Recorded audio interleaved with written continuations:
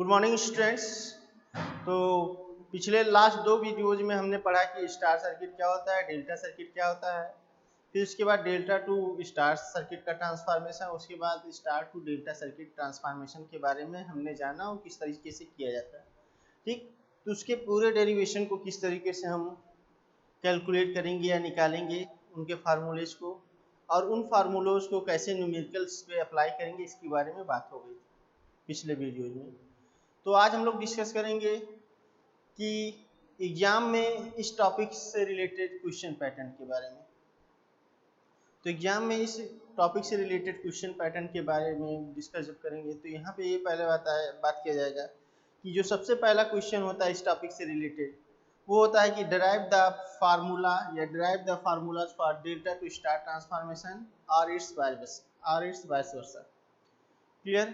तो सबसे पहला और सबसे इम्पॉर्टेंट क्वेश्चन इस टॉपिक का है कि डेल्टा टू स्टार और स्टार टू डेल्टा ट्रांसफॉर्मेशन का जो फार्मूला आ रहा है उसका डेरिवेशन आपको करना है। ठीक, उस फार्मूले को ड्राइव करना है। नेक्स्ट बात करेंगे अब इस पे न्यूमेरिकल्स की। ठीक, तो न्यूमेरिकल्स ऑन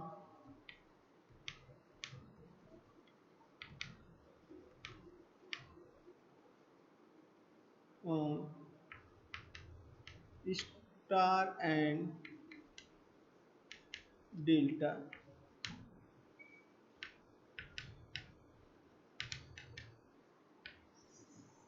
सर्किट। तो इसमें जो पहला क्वेश्चन होता है वो जो सिंपल टाइप का होता है, तो उसके बारे में जो कि कल के लास्ट वीडियो में डिस्कस किया गया था। तो उसमें पहला क्वेश्चन इस तरीके से आता है, if three similar resistances of this value means कुछ भी हो सकता है, 2 3 4 5 6 7 10 कुछ भी ले लीजिए। if three similar resistances of this value is connected in delta then what's its equivalent in star. Clear? हम लोग फिर से क्वेश्चन को ध्यान से सुनेंगे। क्या बताया जा रहा है कि इफ थ्री सिमिलर रेजिस्टेंसेस, या तो यहाँ पे बोर्ड पे आपको एक बार लिख दिया जा रहा है,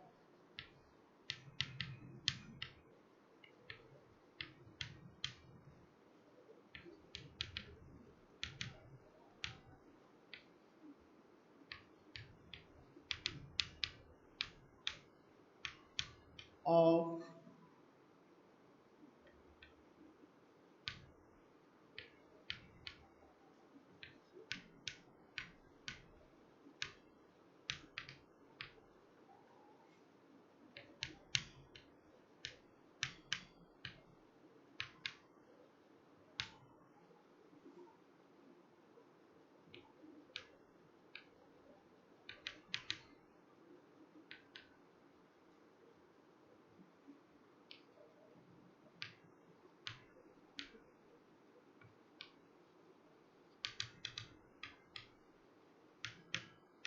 क्लियर? ये क्वेश्चन होता है इस तरीके से, इफ थ्री सिमिलर रेजिस्टेंसेस आप 6 ओम या 6 के एग्जाम कुछ भी हो सकता है are connected in delta then what's its equivalent in star. Clear? तो कल आपको बताया गया था सिमिलर रेजिस्टेंसेस के बारे में। अगर तीन रेजिस्टेंसेस डेल्टा में जुड़े होंगे तो एक नोट्स के रूप में आपको बताया गया था कि अगर तीन रेजिस्टेंसेस डेल्टा में जुड़े हैं, अगर हम उसको स्टार में कन्वर्ट करना चाहेंगे तो उनकी वैल्यूज क्या होगी, उसके बारे में आपको बताया गया था कि R/3 होता है। तो R/3 होता है, ठीक, तो उसके अनुसार यहाँ पे R/3 जब करेंगे तो R की वैल्यू यहाँ पे कितना है, R की वैल्यू 6 है, बाई 3 करेंगे तो कितना आ जाएगा, 2 ओम आ जाएगा।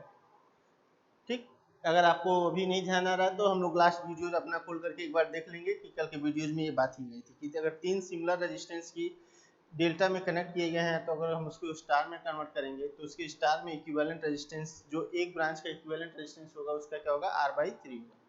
अब बात करेंगे, यही सेम क्वेश्चन जस्ट अपोजिट हो जाता है इस तरीके से, इफ थ्री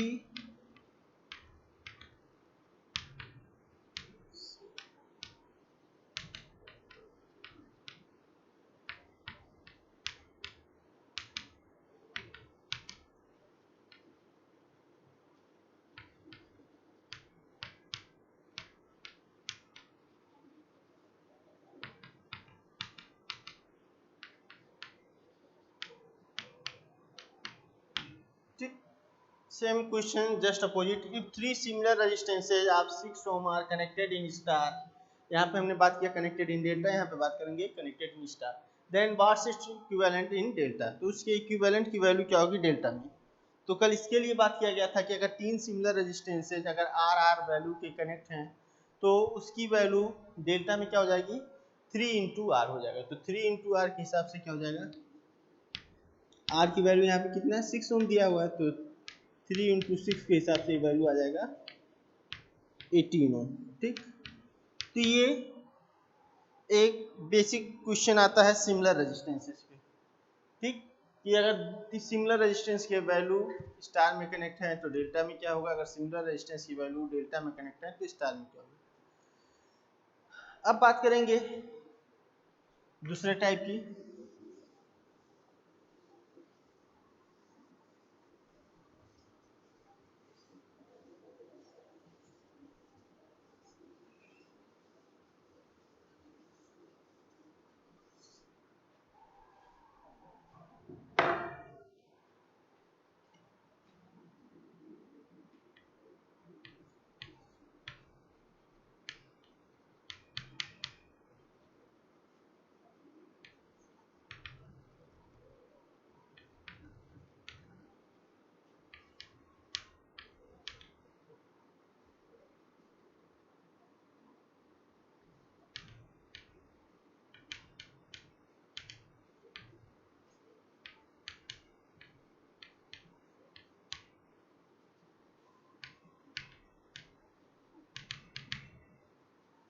नेक्स्ट है अब हमारा question, convert the given delta circuit into star circuit.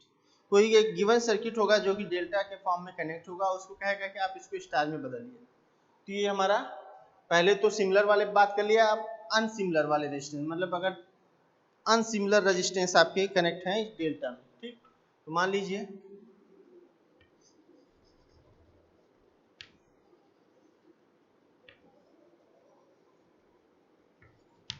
2 ओम 3 ओम 5 ओम इस तरीके से आपके डेल्टा में जुड़े हुए हैं। ठीक, अब आपसे कह रहा है कि इसको स्टार में बदलिए।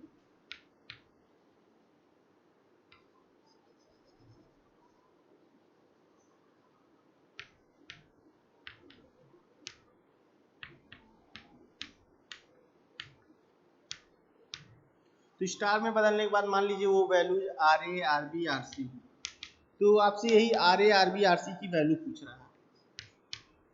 ठीक, तो कल हमने बताया था अगर आपको कोई गिवन डेल्टा सर्किट हो तो उसको स्टार में बदलने के लिए आपको बहुत फार्मूले पे मेमोराइज करने की जरूरत नहीं है, सीधा कंसेप्ट आपको बताया गया था। जो भी डेल्टा सर्किट आपको दिया हुआ है, मान लीजिए इन पॉइंट्स के बीच में, ये ए बी सी पॉइंट्स के बीच में, तो आप इस गिवन डेल्टा सर्किट के बीच में एक स्टार बना लीजिए पेंसिल की हेल्प से।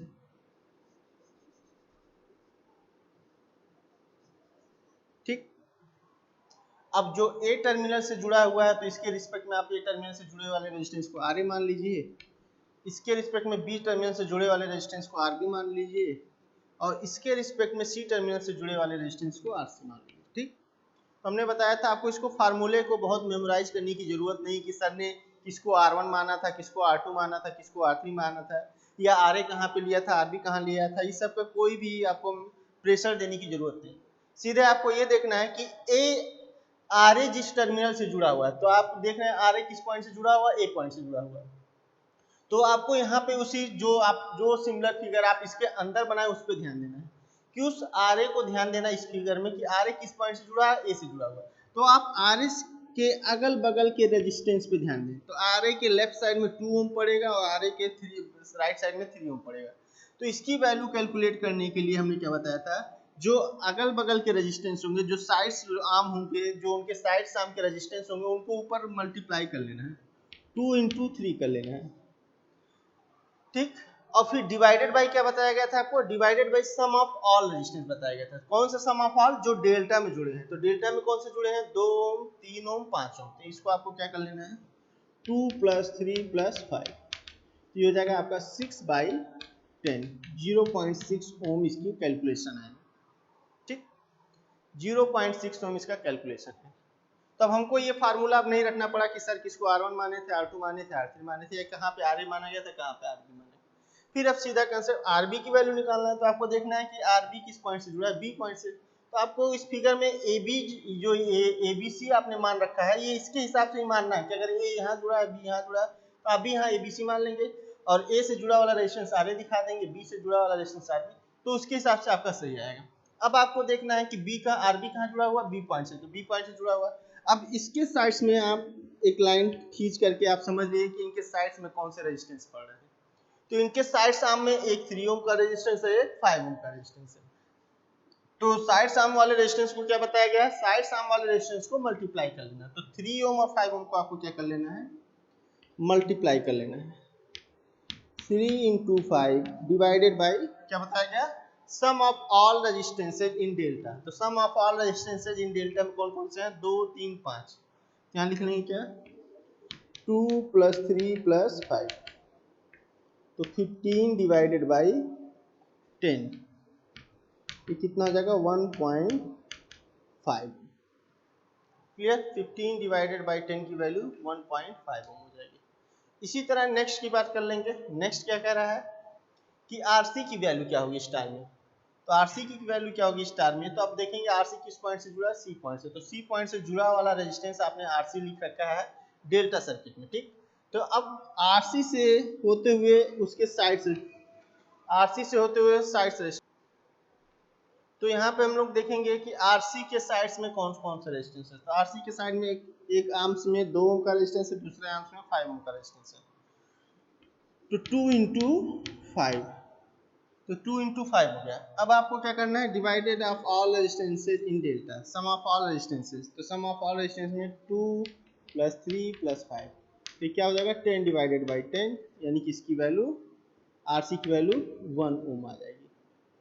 तो इस तरीके से एक स्टार सर्किट डेल्टा सर्किट में, सॉरी, एक डेल्टा सर्किट स्टार सर्किट में चेंज हो जाएगा। तो इस तरह से आपने RA, RB, RC की वैल्यू कैलकुलेट कर ली।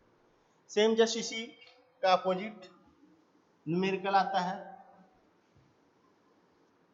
Convert the given star circuit into delta circuit. Clear, अब आपसे कह रहा है कि कन्वर्ट करना है आपको गिवन इन स्टार सर्किट को डेल्टा सर्किट में।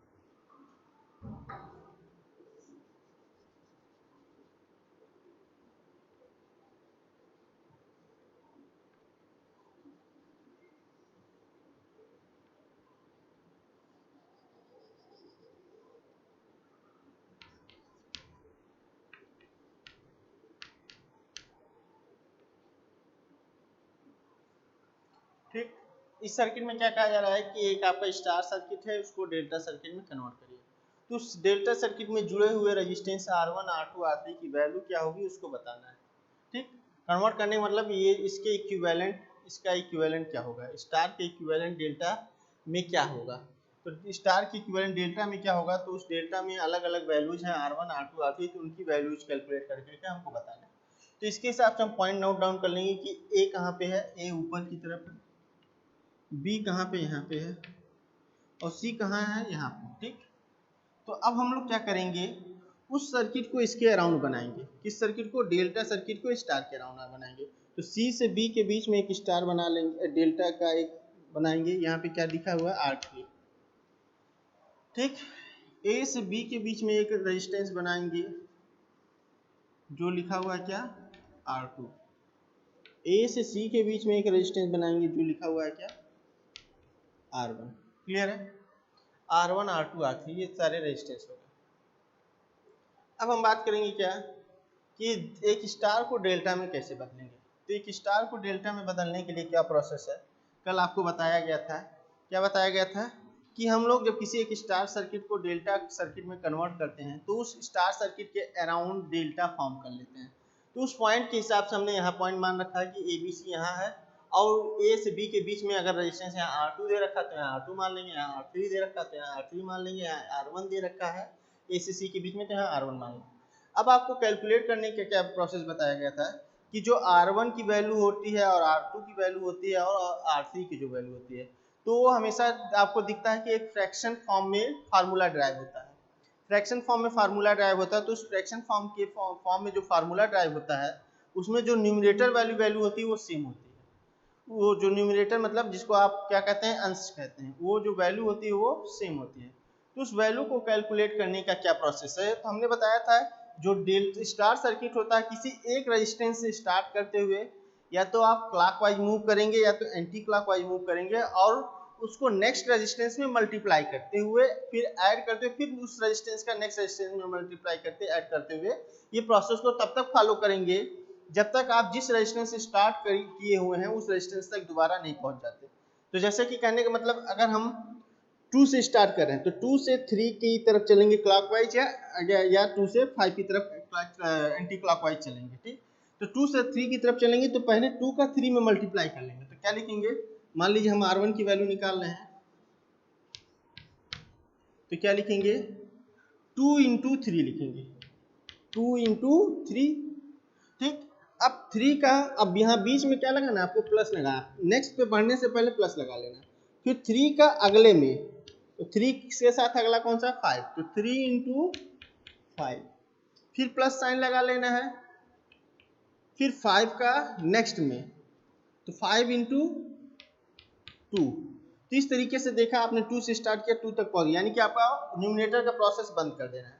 ठीक, अब प्रोसेस बंद कर देना है डिवाइड। अब डिवाइडेड बाय में किसको लेंगे, अब जिसकी वैल्यू लिख रहे हैं उसके फ्रंट का रजिस्टर। तो जी किसकी वैल्यू लिख रहे हैं R1 तो R1 के फ्रंट में कौन सा रजिस्टर पड़ेगा 3 ओम पड़ेगा। ठीक, R1 के फ्रंट में कौन सा पड़ेगा 3 ओम। इसको सॉल्व करेंगे तो ये हो जाएगा 6 प्लस 15 और प्लस 10 तो 15 प्लस 10 कितना हो जाएगा आपका 25 और 6 कितना हो जाएगा 31, यानी कि 31/3 हो जाएगा R1 रजिस्टर की वैल्यू, इतना ओम। ठीक, अब इसी तरह हम बात करेंगे R2 की। ठीक, तो जब R2 की वैल्यू लिखने जाएंगे तो हमने बताया कि R2 हो या R1 हो या R3 उसमें न्यूमरेटर की वैल्यू चेंज होती है, बस डिनोमिनेटर डिफरेंट होता है। तो अगर इस प्रोसेस को भी स्टार्ट करेंगे तो मान लीजिए इस केस में अगर हम मान लीजिए 3 से स्टार्ट कर रहे हैं तो 3 इंटू 5 स्टार्ट कहीं से भी कर सकते हैं। जैसे इस प्रोसेस में 2 से स्टार्ट किए हैं तो कहीं से भी स्टार्ट आप 3 से भी कर सकते हैं, लेकिन लास्ट में जो ये एडिशन लास्ट में आएगा, ये जो वैल्यू आएगा लास्ट में वो न्यूमरेटर हमेशा सेम आएगा, वो 31 ही आएगा। उस प्रोसेस में भी देख लेंगे भी 3 इंटू 5 हो गया।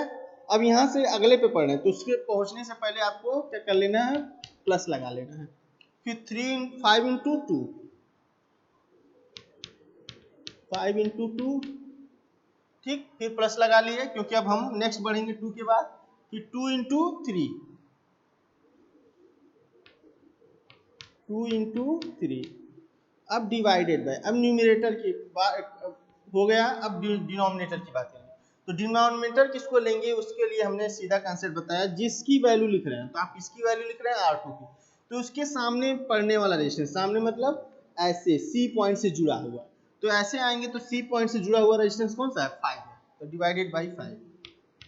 इसको कैलकुलेट करेंगे तो वही 3 इंटू 5 मतलब 15, 5 इंटू 2 मतलब 10 और 2 इंटू 3 मतलब 6। तो जब इसको ऐड करेंगे तो यहाँ भी कितना आएगा 31 डिवाइडेड बाई 5। इसको सॉल्व कर लेंगे समथिंग होम आ जाएगा आपका वैल्यू। ठीक, इसके बाद R3 के लिए मान लीजिए प्रोसेस आप कैलकुलेट करना चाह रहे हैं तो R3 के लिए देखेंगे तो R3 के लिए हमने बताया कि ये जो प्रोसेस कर रहे हैं आप कहीं से भी स्टार्ट कर सकते हैं। जैसे इसमें 2 से स्टार्ट कर किया हमने तो 2 से स्टार्ट करने मतलब लास्ट में 2 तक आ गए यानी कि प्रोसेस कंप्लीट हो गया। 3 से स्टार्ट करने मतलब लास्ट में 3 तक आ गया यानी कि प्रोसेस कंप्लीट हो गई। चलिए इस बार हम लोग 5 से स्टार्ट करते हैं, क्लियर। तो 5 से स्टार्ट करेंगे तो इसका नेक्स्ट रेजिस्टेंस क्या होगा, 2 होगा। तो 5 × 2, ठीक। अब 2 से नेक्स्ट जब बढ़ेंगे तो फिर प्लस साइन लगा लेंगे। अब 2 से नेक्स्ट रेजिस्टेंस क्या 3 है, तो 2 × 3 हो जाएगा, ठीक। फिर 3 से नेक्स्ट जब बढ़ेंगे तो प्लस लगा लेंगे और अगला क्या हो जाएगा 5 × 3 × 5, ठीक। तो इस प्रोसेस में देखेंगे कि अब न्यूमरेटर तो हमेशा हमने बताया वही चीज आएगा, बस आपके लिखने के प्रोसेस पे डिपेंड करेगा कि आप कहां से स्टार्ट करें। इसमें 2 से स्टार्ट किया आपने, इसमें 3 से स्टार्ट किया, इसमें 5 से, लेकिन फाइनली जो कैलकुलेशन होगा ऊपर का वो उतना ही आएगा जो सब में आया। इसमें 31 आया, इसमें भी वही आएगा, इसमें, लेकिन बस डिनोमिनेटर चेंज होगा। तो जब डिनोमिनेटर की पारी आएगा तो देखेंगे आखिर जुड़ा कहाँ हुआ, यहाँ। तो इसके फ्रंट में देखेंगे कौन सा पॉइंट है, तो इसके फ्रंट में कौन सा पॉइंट है, ए। तो ए पॉइंट से कौन सा रेजिस्टेंस जुड़ा हुआ, तो ए पॉइंट से कौन सा रेजिस्टेंस जुड़ा हुआ, 2, तो उसी से डिवाइड कर देंगे, ठीक। तो ये ऊपर 31 आ गया, 31 आ गया, तो 31 में 2 डिवाइड कर देंगे, तो जिसको कैलकुलेट करने वाला जो वैल्यू आएगा वही उसका फाइनल आंसर होगा, 31/2। तो इस तरीके से देखेंगे कि आपको ये सोचने की जरा सी भी जरूरत नहीं पड़ रही है कि R1 कहाँ था, R2 कहाँ था, या कब R1 × R2 था, कब R2 × R3 था। इस प्रोसेस को अगर हम ध्यान रखेंगे तो हमारा जो स्टार टू डेल्टा या डेल्टा टू स्टार कन्वर्जन के प्रोसेस पे न्यूमेरिकल है वो बहुत ही इजीली सॉल्व हो सकता है। तो हम लोग बात कर रहे थे कि ये स्टार सर्किट से डेल्टा में किस तरह से ट्रांसफॉर्म होता है। तो इस तरीके से इस पे भी हम लोग 2 क्वेश्चन पे बात कर लिए कि एक स्टार से डेल्टा, डेल्टा से स्टार में किस तरीके से ट्रांसफर होता है। अब नेक्स्ट टाइप की न्यूमेरिकल की बात करेंगे हम लोग।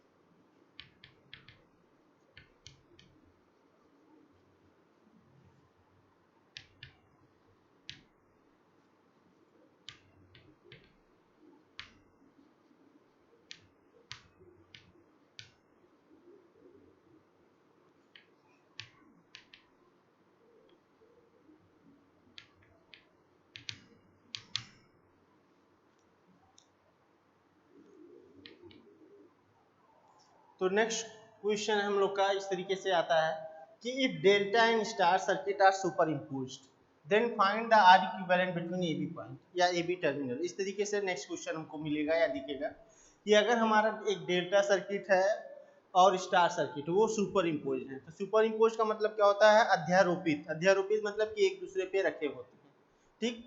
तो हमारा उस सर्किट में जहाँ ए बी पॉइंट होगा तो ए बी पॉइंट के बीच का रेजिस्टेंस जिसको टोटल रेजिस्टेंस कहेंगे या आर इक्विवेलेंट कहेंगे वो क्या होगा। तो पहले देखें सुपर इम्पोज सर्किट का मतलब क्या हमने बताया कि अध्यारोपित। अध्यारोपित मतलब एक डेल्टा सर्किट है उस पर स्टार रखा हुआ है या एक स्टार है उस पर डेल्टा रखा हुआ है, क्लियर है। तो देखिए इस तरीके से एक सर्किट दिखेगा आपको।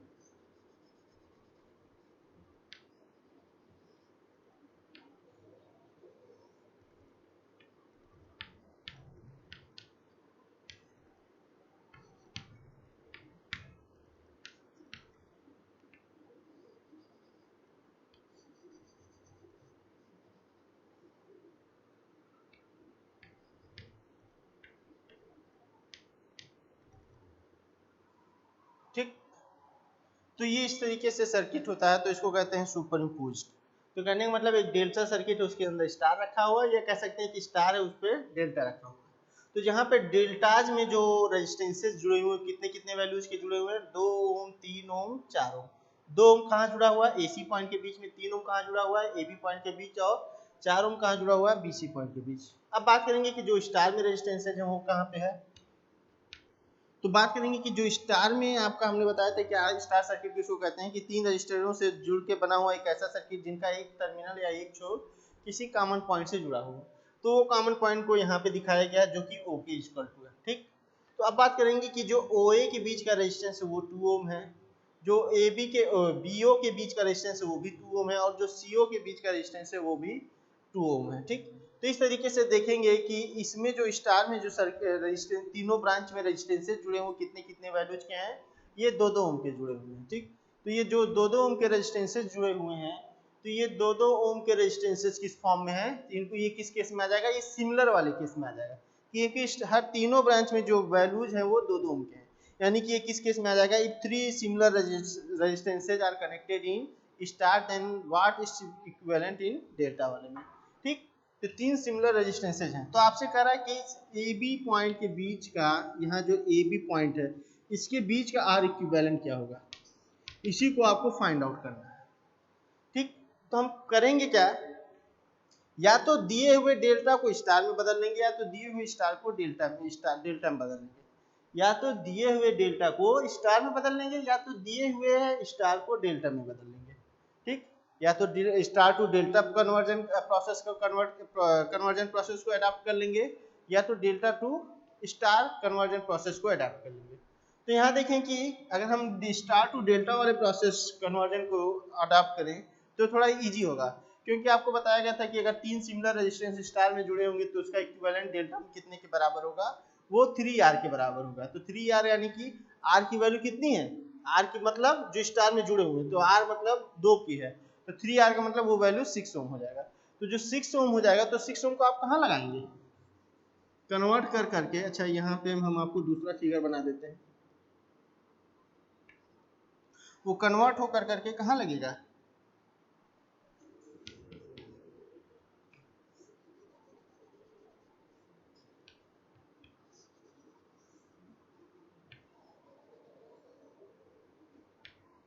वो कन्वर्ट होकर करके एक इसके पैरेलल चला जाएगा, क्योंकि आप हमने बताया था एक स्टार डेल्टा में कैसे बदलता है कि स्टार अगर जुड़ा हुआ है आपका, एक स्टार अगर आपका जुड़ा हुआ है तो इसके अक्रॉस डेल्टा बना लेते हैं। तो जब इसके अक्रॉस डेल्टा बनाएंगे तो ये वाला कहाँ इसके पैरेलल आ जाएगा, ये वाला इसके पैरेलल आ जाएगा, और ये वाला इसके पैरेलल, यानी कि जब इसके स्टार अंदर वाले को डेल्टा में बदलेंगे तो एक रेजिस्टेंस इसके पैरेलल में आ जाएगा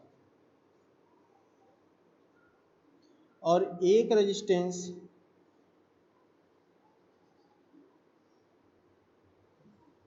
इसके पैरेलल में आ जाएगा और एक रेजिस्टेंस इसके पैरेलल में आ जाएगा। ठीक, अब यहाँ पे जो बाहर वाली वैल्यू है तो आपको पता है, पहले पॉइंट लिख ले रहे हैं ABC, बाहर वाली वैल्यू कितनी है, 2, 3, 4 ओम है। अब अंदर वाली वैल्यू की बात कर लें तो अंदर वाली जो वैल्यू स्टार में था उसी को तो आप डेल्टा में बदलना है। तो हमने बताया था एक सिमिलर वैल्यू के रेजिस्टेंस को जब डेल्टा में बदलेंगे तो क्या हो जाएगा, 3R, यानी कि यहाँ पे भी 6 हो जाएगा, ये भी 6 हो जाएगा और ये भी 6 हो जाएगा। तो ये वाली वैल्यू इसके साथ पैरेलल में जाएगी, ये वाली वैल्यू इसके साथ पैरेलल में हो जाएगी, ये वाली वैल्यू इसके साथ पैरेलल में हो जाएगी। तो यहाँ पे क्या कितना हो जाएगा, 2 पैरेलल टू 6, यानी कि 2 पैरेलल 6 की वैल्यू 12/8 ओम। यहाँ वाली वैल्यू कितनी हो जाएगी, 3 पैरेलल टू 6, ये वाली वैल्यू 18/9 मतलब 2 ओम। और ये वाली वैल्यू कितनी हो जाएगी,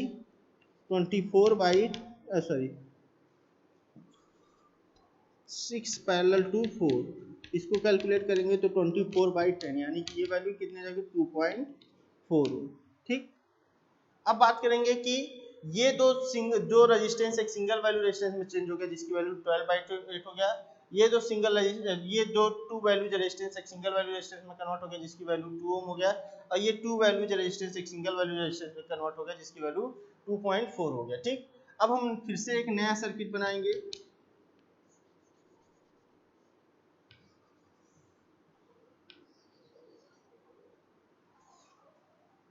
जहाँ पे इस वाले रेजिस्टेंस को 12/8 को यहाँ 12/8 लिखेंगे, यहाँ वाला 2 ओम लिखेंगे और यहाँ वाला 2.4 ओम लिखेंगे, और आपका A पॉइंट यहाँ था, B यहाँ था, C यहाँ था, तो AB पॉइंट के बीच में आपको R इक्विवेलेंट निकालना था। तो इस तरीके से हमने क्या कर लिया, यहाँ की टू वैल्यूज रेजिस्टेंस को एक सिंगल वैल्यूज में कन्वर्ट कर लिया 12/8, यहाँ की टू वैल्यूज रेजिस्टेंस को सिंगल वैल्यू में कन्वर्ट कर लिया 2 ओम, और यहाँ की टू वैल्यूज वाले रेजिस्टेंसेस को कन्वर्ट कर लिया सिंगल वैल्यू में 2.4। अब हमको AB टर्मिनल पॉइंट A और पॉइंट B के बीच में हमको R इक्विवेलेंट निकालना है।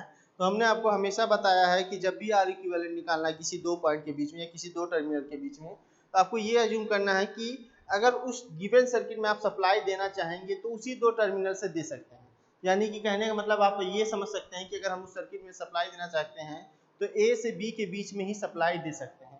तो जब ए से बी के बीच में सप्लाई देंगे तो जो करंट का फ्लो स्टार्ट होगा सप्लाई से, या तो वो ए से बी की तरफ चलेगा या तो बी से ए की तरफ चलेगा। ठीक, तो जब ए से बी की तरफ चलेगा तो वो बी तक पहुंचने की कोशिश करेगा, जब बी से ए तक चलेगा तो वो ए तक पहुंचने की कोशिश करेगा। तो जब इस तरीके से करंट का डिस्ट्रीब्यूशन करेंगे तो यहाँ डिस्ट्रीब्यूट हो जाएगा, ये करंट पूरा यहाँ आएगा और ये यहाँ आएगा। तो ये देखेंगे इस करंट का जो सर्कुलेशन है वो 12/8 में होते हुए 2.4 में जाएगा, और ये वाला इसके मतलब इससे डिफरेंट होगा। तो यानी कि इन दोनों में जो करंट जा रहा है उस करंट से ये करंट डिफरेंट है। तो जब हम RAB निकालेंगे रेजिस्टेंस बिटवीन AB टर्मिनल, तो क्या लिखेंगे कि 12/8 प्लस 2.4 और पैरेलल टू क्या है 2। तो इसी को जब हम सॉल्व कर लेंगे तो जो रेजिस्टेंस आएगा वही हमारा आंसर हो जाएगा। तो क्लियर। तो स्टूडेंट्स यहीं पे आज बंद